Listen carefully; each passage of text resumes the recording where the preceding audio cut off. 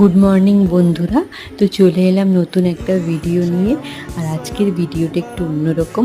আজকে আমি বানাচ্ছি হোমমেড সেরেলাক। তো তার জন্য নিয়েছি ফ্লেক্স সিড আর সানফ্লাওয়ার সিড, পরিমাণ মতো মুড়ি, সাথে তার কাজু বাদাম আর ছোলা, সবগুলোকে আগে ভালোভাবে একটু রোস্ট করে নিচ্ছি কড়াইতে।